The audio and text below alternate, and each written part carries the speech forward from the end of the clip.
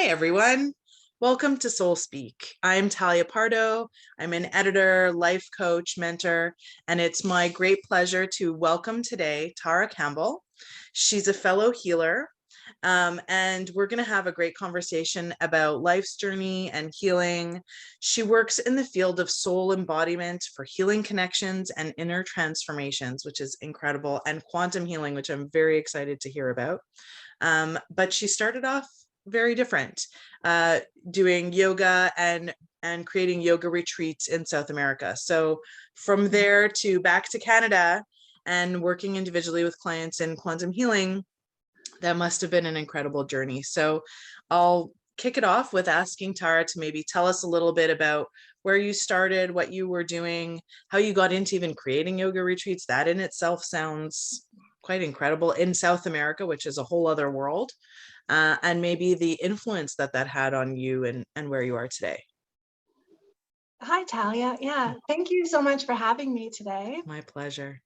And yeah, it's fascinating and quite a journey for sure when I start to think about like where I started and what I'm doing now. And so, I mean, I began living in South America when I was running adventure travel tours. And so it was never really a plan that I was going to be doing these things. So when I was in university and younger, I had an interest in travel, but I actually studied anthropology, environmental studies, and I was very much interested in culture and nature. And then all of a sudden I was offered this job to work in Peru for 1 year as a adventure tour leader after my degree in environmental studies. And I thought, wow. And I was doing I had done field work in Costa Rica for my master's degree in environmental education. And I was speaking Spanish and working with medicinal plants. And I really loved all of that.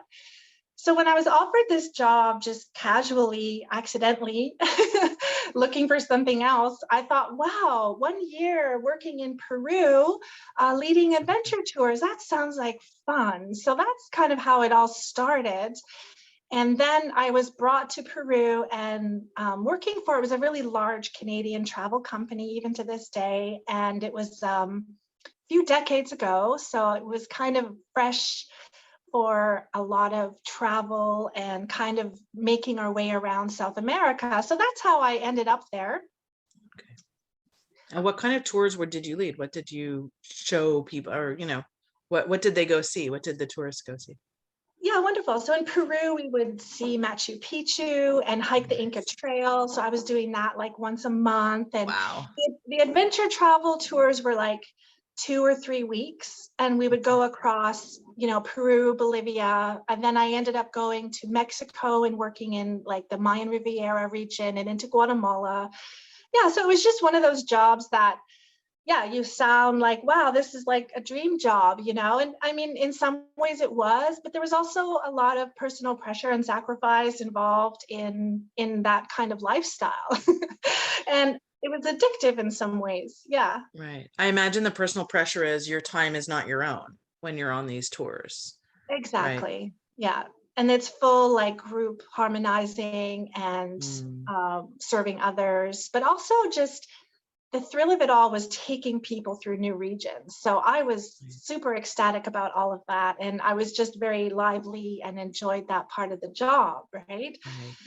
But at the same time, I thought, okay, well, I'm going to start to, focus on environmental studies and get back into a real job. And that was kind of always what happened to me throughout my life. And so I returned to Canada many times, and I would work with a herbalist friend in his shop making medicine at times. And then I was working, actually, I thought I should get a real job. And I worked as an environmental consultant in Mexico for a mining company, which was kind of a collaboration of everything else I was doing in terms of living in a Spanish country, developing education programs, working with local communities. And that was a huge shift for me as well, working in the corporate industry, mining industry. So that was a huge lesson. And then I learned a lot there and thought, okay, this is what this corporate world is like in rural Mexico. And I kind of put myself in extreme situations without really being aware of that. And Right. yeah, I learned a lot. And then eventually I was still leading tours and coming back and forth from Latin America. And I should mention as well that, you know, yoga has always been part of my life ever since I was really young, like in my teens. And I had been studying yoga kind of my whole life. And so when I was doing all this adventure travel, I would then study yoga and do a teacher training. And then eventually, yeah, I'm like, Tara, like, how can you like really do something that you really want? And I thought I would just bring it all together. And I wanted to maybe work with other people to run yoga retreats. So I started, I guess, like in 2012, right? So Wow. about It's a good 10 10 years years ago ago. Yeah. now. Yeah, it's funny how time flies. Mhm. And then I was just decided, okay, let's do something you've never done before. And I thought I can try and just run yoga retreats in Brazil. And that's where I started. And because I had the network of travel and putting itineraries together, I thought, okay, I can do that. And I'm a yoga teacher. I've been doing a lot of yoga. And I just felt all of those things kind of come together for me. It's so amazing when the different experiences we go through in our lives serve to create our future, right? Like we don't realize, while you were in the mining company, or, you were doing the adventure travel, how could you have projected that that would have all supported, your creation of these yoga retreats? I just wanted to comment on something interesting that you said though, because before you were like, I want to get a real job. And it's so interesting that you characterize, like you made that distinction because to my ear and to maybe, some of our listeners, this adventure travel, lifestyle seems like a really solid and incredible job, right? Working in a mining company, and you said you were creating education programs. So you were doing that through the mining company, like, or for the communities that it served. Exactly. They had Okay. hired me to be the nice face and, oh, this Mm, is our contribution to the community. And I right. was the environmental consultant and doing environmental education with the local schools, Right.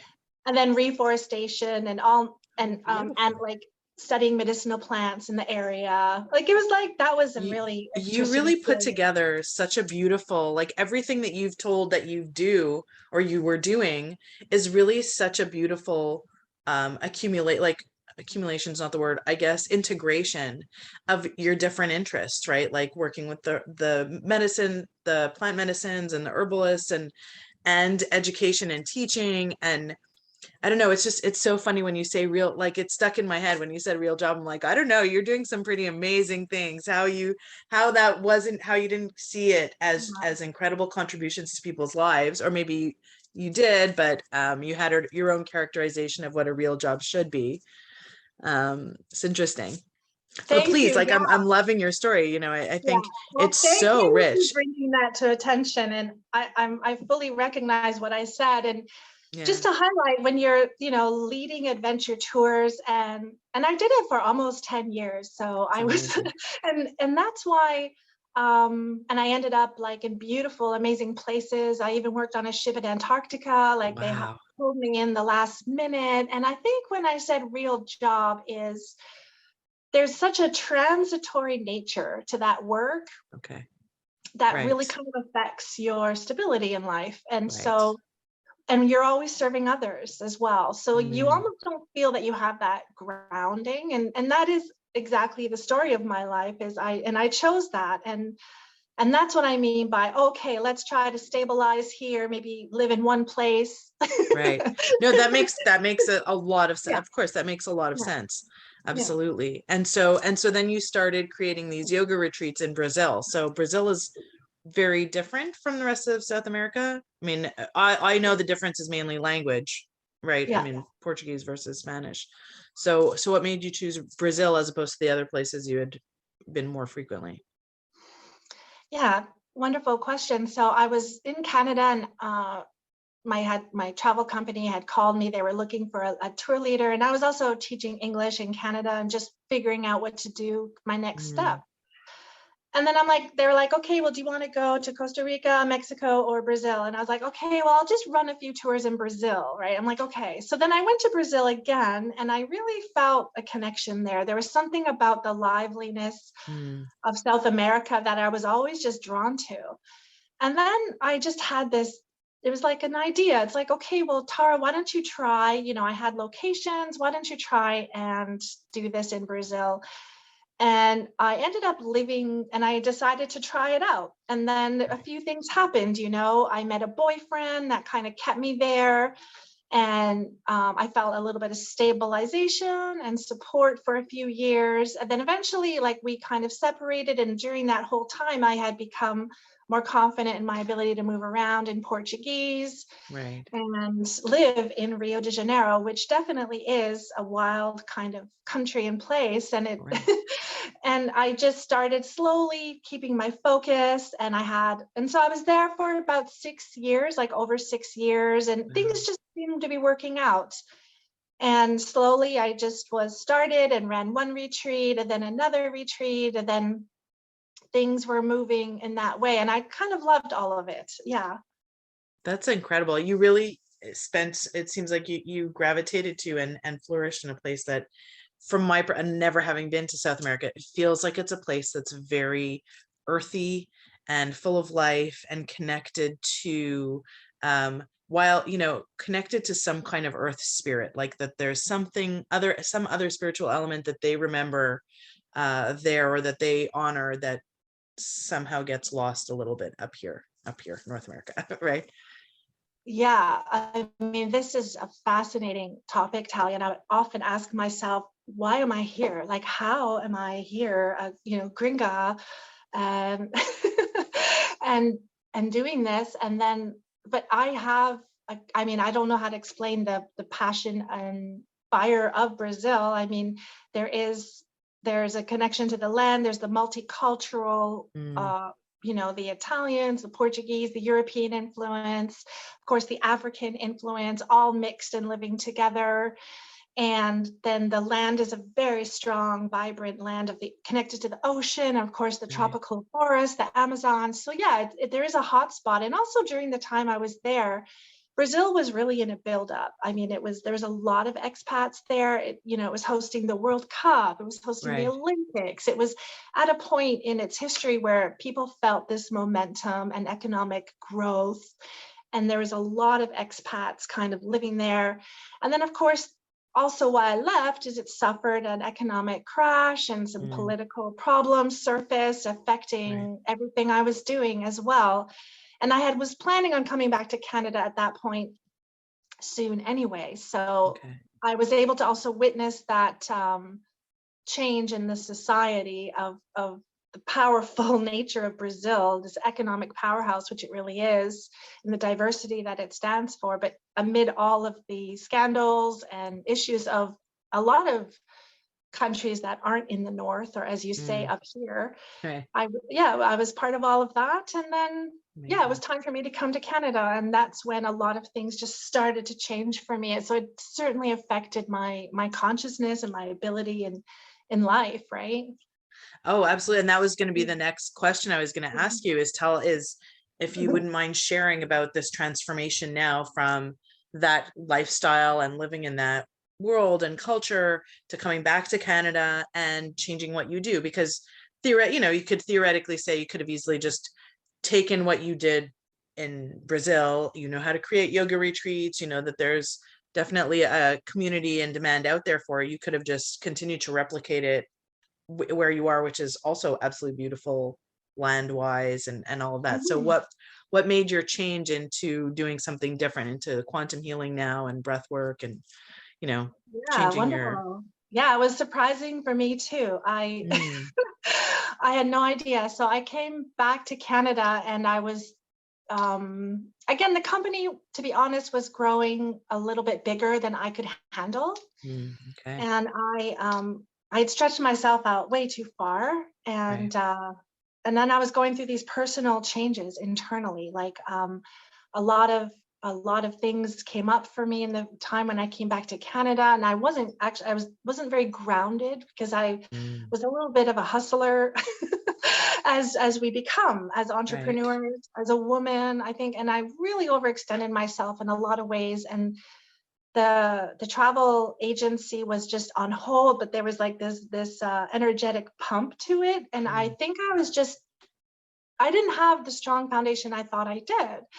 So things were just on hold generally. And I was just kind of managing a few things in Canada and just going really slow. And I was teaching and ready to, one day I'll just pick it up again. And I actually started to partner with somebody in 2020, early 2020. Okay. And I thought, okay, I'll just continue here and keep going, because it was something I had put so much energy into. It was something I could do, and there was a demand for it. So 2020, I had this arrangement with this amazing travel agency. We're going to work together. And I was like, okay, but I knew, like, I just felt internally like something, I knew something just wasn't solid, right? Right. Funnily enough, and as we all have experienced the last few years, all that went on hold. And then I began to, I was teaching yoga in downtown Vancouver, and and I met a woman, and we started to become friends, and she was like an intuitive energy healer. And I thought, oh yeah, that's nice. And when you work and live in kind of the yoga world for so long, and you come across many things, and something called to me in this meeting with her. And I mean, I've always been intuitive and empath and super sensitive, and I think I've always used that to my advantage in my jobs. Right. But I never thought, oh, Tara, you should be doing this on a higher level. But so strangely enough, as life continues in 2020, I had some changes as I was moving locations again, and I ended up living at my friend's cabin on Vancouver Island. Oh, nice. Yeah, and I was isolated. I'm like, okay, I was isolated. I was lucky that my friend had this place, and I said in September, because I knew I was teaching and doing all these things online. And all of a sudden, make a long story short, I'm living in this cabin, and I knew I needed to kind of expand my skill set in a new way as well, because the yoga retreats were amazing, but also I just felt, yeah, there's something else going on. Strangely enough, I met this woman, and then I started to explore options, and I connected with this other amazing course that was happening the next day about quantum healing. And I signed up. I'm like, I'm going to take that course. It was like October 2020. I'm living alone in a cabin in a forest on Vancouver Island. Everything has stopped. And now all of a sudden I'm going into a quantum healing training. And that's the best way I can summarize that. But that's sometimes the way, the universe redirects us kind of to where our new path is, right? You said the original plan with the travel agency, you kind of didn't have the most positive feeling about it moving forward, and lo and behold, it was put on hold, right? And then one thing leads you to another. I find that the universe has done that for many people. So just explain a little bit, maybe please, if you could, about quantum healing. Like, what is it exactly, to some who don't know? Yeah, thanks. Okay, so quantum healing, I mean, this whole word quantum, people are like, what's that? Right? So the quantum field is really, when I begin a session, for example, we'll say, okay, imagine a place where all healing can take place. So this quantum field then kind of connects us to that place within all of us, and that exists, that allows us to open up to restructuring our previous timelines, our emotional templates. So quantum healing essentially is also very different from yoga. I'll just try to make that comparison to help me bridge this discussion and this connection, is that, in yoga, I use my body energetically. We're doing poses, we're doing meditations, we're doing breath work, and that's my comfort zone.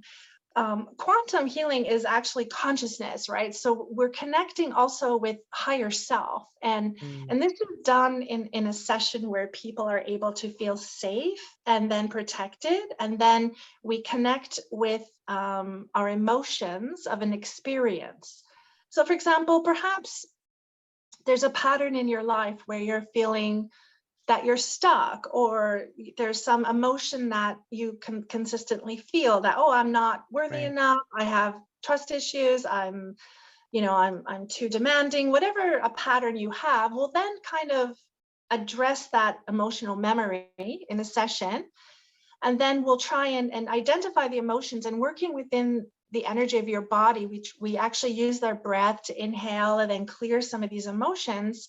And then we call in like a higher self, or what's also called a multidimensional self, where quite surprisingly, or not surprisingly, people can easily connect to, because this higher self, and I've studied yoga for over 20 years, and while we do study the higher self, do we really connect to it? Not so much. We connect to gurus, or we connect to a posture, or we connect to a goal, but a higher self is what in quantum healing can be referred to as the inner observer.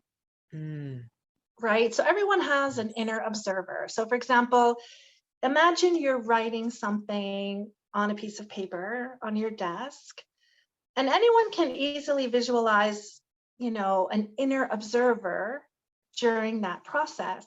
Yeah. Right. And so this is kind of where we then tap into, and then what happens is a person is able to receive information from their higher self, because we've opened up a safe space for that exploration. That's really beautiful. Would you consider that to be comparable to intuition? Or is it a different, area of the self? You mean for the person, the person Right. in the session? Yes, right? Like, Yeah. so connecting to the higher self, would you compare that to when someone, can communicate or kind of hear their intuition and be able to be guided by it? Yeah, that's a fantastic question. I mean, intuition sometimes, like, for example, I want to make it clear that what I love about this healing is like, I'm not an energy healer. Like, I am actually not doing the energy healing or anything like that. I'm just holding space and guiding a person. Right. So when a person is able to access that inner observer, their higher self, it is a form of intuition, but it is more of what, if I were to expand on this even higher, is that we connect basically to what we all have, which is an original divine blueprint of our souls. Yes. Yeah, Right. and this is quantum healing. So, Okay. for example, in my life, and with my stories and my Brazil experience and the yoga retreats, and I was carrying a lot of trauma as well. I was operating in places of how I think I should operate, or I'm in this culture, Right. I'll do this. So I mean, every person, we all have our patterns of behavior, our way of operating in the world. When we access like our original blueprint, we're actually accessing parts of us that is whole and complete, of like, that does not represent our trauma patterns or our storytelling that we think we tell ourselves. We're actually able to feel this context of wholeness. That's incredible. So you're able to bring people to that space where then they can navigate through and find solutions for challenges that they're facing. Right. Is it, I mean, we all, what I've learned myself in my own work, on my self work, my inner work, and with clients is really the answers are found within you. We're all seeking the answers outside, and everybody needs guides, I find, right? But the guides aren't there to give you the answer. The guides are there to help you find the answer from within, because only you can answer your own questions. So that's essentially the kind of experience that a client is going to have with you, is that you're going to guide them to hearing the true blueprint of their soul, guiding them through the challenges they're facing at that moment in their life. Lovely. Yes. And I thank you. And also, why is that? And I've had this discussion with a client I had a while ago. Like, for example, a person will say to me, why don't I feel this way when I'm by myself? Why, and because I always say, it's not me. Like, I'm just guiding you in the process. And I believe through this work, I've also learned that, through reflection, like, we actually are very social beings. Only through reflection are we able to fully comprehend our own experience. Oh, yeah. When I hold a Oof. space for a person to access their sometimes deepest pain, because this work is only for people who are ready to do deep dives, Yes, and not everyone's ready for that, and that's absolutely. perfectly fine. So I just wanted to uh, highlight that. And so when a Yeah, person is kind of accessing their deep places, that it's like, well, through a reflective process, they're able to then be witnessed. And it's through right. this witnessing then that they're able to feel safe, protected, and then guided through the session as well as afterwards. Because we are social beings, you know? Yes.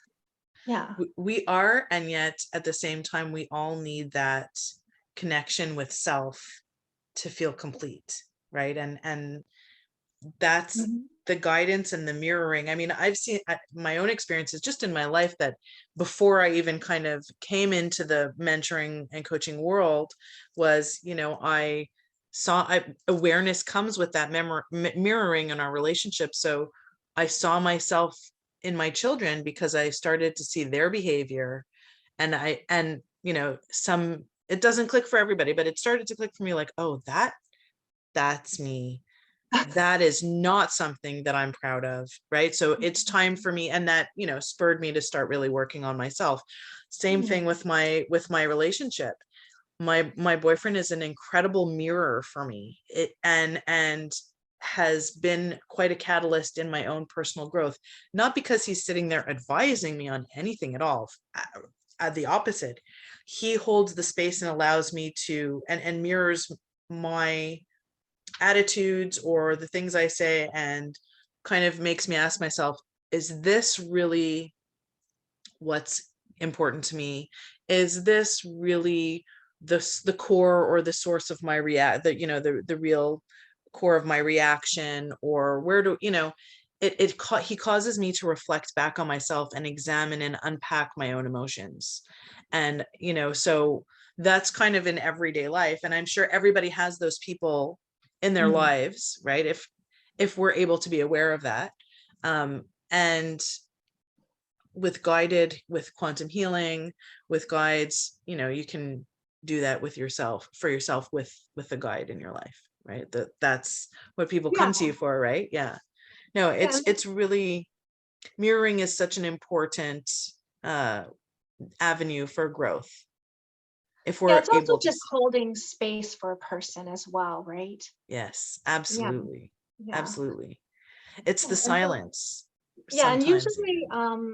for example, these sessions as well, I mean, they're usually like 90 minutes to 2 hours, and they're quite Mm, profound. And so I'm we sure. only do one session every 2 weeks because there is an emotional processing after the Absolutely. session. Sure, sure. And I do give, like, we offer follow-up session, like follow-up imprintings where you're imprinting the positive emotions from what came up Okay. as we learn to retrain the patterns in our mind. So if we had a really bad memory when we were young, Mm, we would then, and then we had another beautiful thing about these healing sessions, which I personally love, and that's why I support this work, is because we don't just open up pain and, oh, that's mhm, what happened to you. I'm sorry. Let's talk about that next session. We actually, like, we call in the ability to imprint and see positivity, like new emotions. mm, It's like the healing band-aid from within that we then imprint after for up to 2 weeks or however long a person needs. And then that's where these psychological shifts come in our consciousness, right? absolutely. Yeah, Sure. and this is all in a lot of mindset work, coaching work, and all of this, how to train your mind. And that's also what I love and kind of also new for me. But the quantum healing works on the emotional level, the physical level. And Mm, I think also in terms of intuition, like, I help guide people and just hold that space where I then able to, I'll be emotionally attuned to the person. I'll say, okay, this person's not ready to move forward right now. mhm, Let's do this breathing one more time. Or this person is ready to move forward. Okay. And so in that sense, for me as the quantum healer, I'm very tuned into a person on this in the session, to understand emotionally, are they able to keep going, right? And okay, how are they feeling?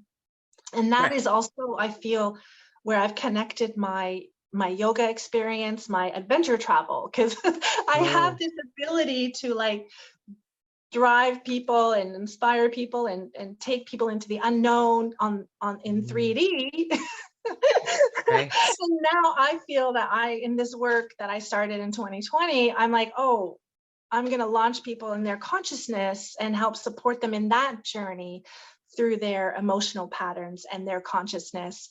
And that for me, I feel is where and even though I never thought I would be doing this, I'm really grateful. And I've learned now that, okay, I'm going to transfer all those skills to this work where real deep healing can take place, where on a level that I wasn't even aware of, for example, 5 years ago.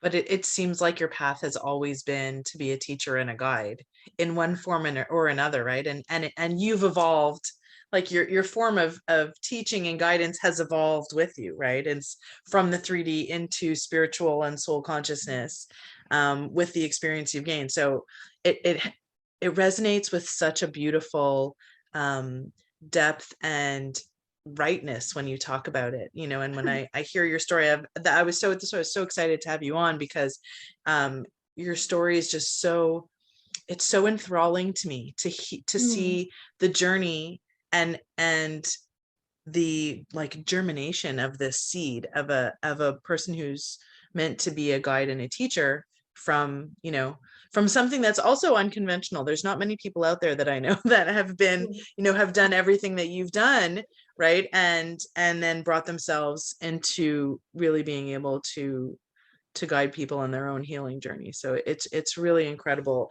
It makes me think of, I don't remember if we discussed it when we first spoke, the book, How to Lose Your Mind and Create a New One by Dr. Joe Dispenza. Exactly. Well, that was the book I was going to recommend, was the Joe Dispenza. Okay, so we can actually do that now. Okay, but that's fantastic. That's great. I love that book. Dispenza, he has an amazing story, and he has worked, he guides in the quantum and all of that. And please go ahead. Yeah. No, well, you know what? So we're kind of coming a bit to the end of the time. I don't, so that would have actually been my next lead in, but I want to thank you first for your story and for sharing what you do. I really hope that this resonates with the audience and that there are people who reach out to you, because you have just such a wonderful energy, and I know that you're bringing good things to people. So I want to thank you for being on my show and for sharing yourself with me today and with us, the audience that's going to see it. And so the next thing that I ask, what I've been doing is creating a book list of recommendations from each of my guests on the show, and it's posted on a website called bookshop.org, which supports independent booksellers in the US. I'm hoping that I've seen like comments on their website about how eventually they'll open up in Canada as well. So I'm kind of trying to support them so that they get to us too. But what they do is if people order through their site, they funnel the order to a nearby independent bookseller, which supports the indie booksellers. So, that's my little connection to my editing world also. So all that to say is that, would you like to recommend a book for our audience that has been impactful for you and that you think that people will be interested in? So please go ahead. And it'll be on I'll be adding it. Thank you. Yeah. So I was going to mention like any book by Dr. Joe Dispenza, who, has a very interesting story about healing his own body through power of the mind. But it's more than just power of the mind. It's really just being able to shift our perspective and consciousness.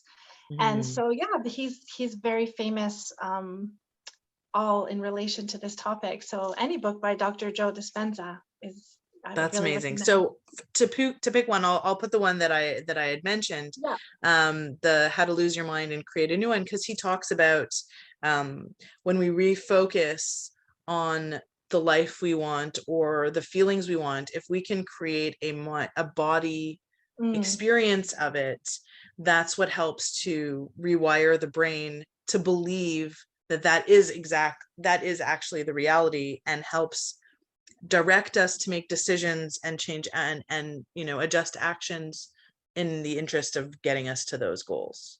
Did I kind of got that right, I think. Yeah, exactly. I mean, even with the healing work that I do now is, we do work with the chakra energy system because our body really is comprised of energy. So we'll work with like the root chakra and the heart. And because when people feel emotions that are blocked, in part of the sessions, we'll say, where are you feeling it? And then an emotion will be attached to a place. Oh, I feel, pain in my left shoulder, or I'll feel like fear in my gut. And this is what people just feel, and it does appear. And so this is where Dr. Joe Dispenza does, and this is where the connection really is within our physical body. And this is also why the healing is so beautiful, because we connect and clear out and become aware of places in our body, which is also what Dr. Joe Dispenza, who went through a serious injury and healed himself, right? And so, there's so many topics, and quantum healing, I think it's becoming more and more common,